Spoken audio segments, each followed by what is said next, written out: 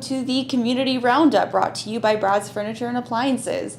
Today I am with Jared Braun from the Salvation Army, Executive Director, and we're going to be talking a little bit about how things are going in the Salvation Army and also a giveaway that they have planned for the trade show this weekend. So let's start with that. Tell me a little bit about that. Yeah, we are very excited. I think a lot of people are excited for St. John for the trade show, be coming back. Great opportunity to connect with lots of local businesses and organizations, and we thought it'd be a good opportunity for us to be involved and to just share about our work. And a lot of people do draws and giveaways, and I thought, well, what's a way that we can, kind of add value to that and make it really exciting? And as most people know, we run the only food bank in Fort St. John, and Christmas season, that time of year, we get a lot of food drives, we get a lot of foods for our shelves, but as we get into spring and summer here, the food starts to go down, and we need to replenish our shelves. And so I thought, hey, there's going to be thousands of people going through the trade show. How could we get them to participate in a food drive and encourage them to come, not just buy all the yummy good food that's there at the trade show, but bring some food to contribute to the food bank? And so we came up with the idea to do a food drive during the trade show, and to make it exciting and add the incentive, we partnered with Delta Helicopters so that people have the opportunity to maybe win a 30-minute helicopter ride for 4 people right here in the Peace region. Wow. Yeah, so what we're going to do is for every 5 non-perishable food items that people bring in, they can enter their name into the draw. And Sunday at the end of the show, we'll draw and see who won that. And hopefully, in the meantime, we will fill our shelves with all the generosity of people visiting the trade show. Wow. And so whose idea was it to do the helicopter ride? Like, that's such an interesting prize. I'll take credit. It was Okay. my idea. Yeah. I just thought, what's something big? I know sometimes when people do fundraisers, they'll auction off, a WestJet flight to anywhere in the country. And I thought, what's something that we can do with an organization that's operating locally, serving the Peace region here. Becky, who's the manager, is really involved in the community.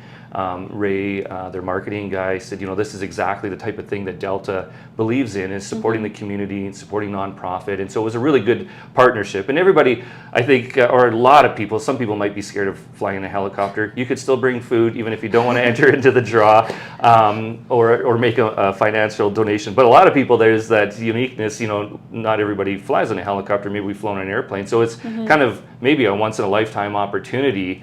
And so I thought, hey, let's see if we can kind of bring all these pieces together to make something that's really exciting and catches people's attention and serves a good cause. Yeah, and what a great way to see the Peace region. I remember when I was flying in here and looking out the window of the airplane and being like, wow, the landscape is so beautiful. Yes, absolutely. Yeah, we live in a gorgeous country, and it's going to be a good time of year. I mean, they'll have to arrange whoever wins what works best with Delta, but we're coming into spring and summer, and everything's going to be green, and the rivers are going to be flowing. So yeah, so it could be a beautiful experience for whoever wins that. Yeah, and tell me a little bit about how else things are going, the Salvation Army. Anything new? What type of items are you looking for right now, especially going into, like you said, spring and into the summer? So some of the things that I was just chatting with Melanie, who supervises and oversees our food bank this morning, I said, what are some of the things that we're starting to run low on in the shelves? And it's some of the things that probably a lot of us just have in our pantries and we take for granted, things like spaghetti, canned tomatoes, canned tuna, Kraft dinner, items for kids' snack packs. Those are things that we're starting to run low on and we may have to purchase. So if people donate it, it definitely helps reduce our cost and goes a long way. So those are some of the things, but most any non-perishable item we're glad to take and are grateful for it. A few things that have been exciting at the food bank. We just had our first cooking class this last week.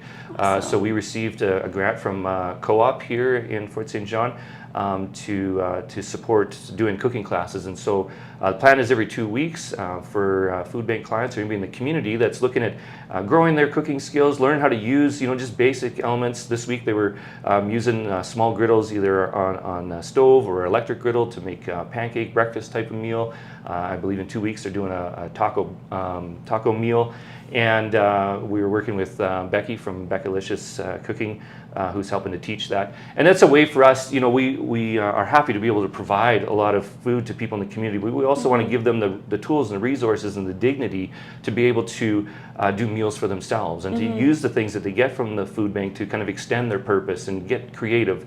And so that's something that we've been excited to start doing, and that'll be carrying on, I think, for about 12 different sessions, and we hope to keep adding in different things like that, teaching courses and so on through the Community and Family Services. Awesome. And is there anything else you'd like to get out there to the community that you think everybody should know? Yeah, I know a lot of people have been curious about our supportive housing, the big new building, and where we're at with that. We did do an opening event in November with a number of dignitaries in town, and that was exciting, but there's been some confusion. People thought, well, now that meant that we had tenants moving in there, which we did not. We had a number of things that we had to work through in order to get right to that final process. And we were really excited that we should be able to be moving tenants in either later part of next week or the week after, and it'll be progressively, just a few at a time, as it's going to be a brand new home for a lot of people who have been homeless for a long time. And so we want them to be able to feel settled and find their place there. And so we brought in a whole bunch of new staff last week, did a bunch of training, and so that's something we're excited about. And I know the community's been eagerly waiting to see this new program get up and running. And so by this summer into fall, I would expect that we'll be fully occupied there, all 42 units. They're independent homes for people that are either homeless or under threat of homelessness, that now they'll have a long-term home available to them right here in Fort St. John. That's so exciting. Yes. Congratulations. Thank you. And thank you so much for coming into the office, taking the time to speak with me and all of us here watching. No problem. Glad to do it. Always grateful for the support here and the support of people in Fort St. John standing by our side to serve those in need. Awesome. Well, that has been the Community Roundup. Thank you all for watching. And this is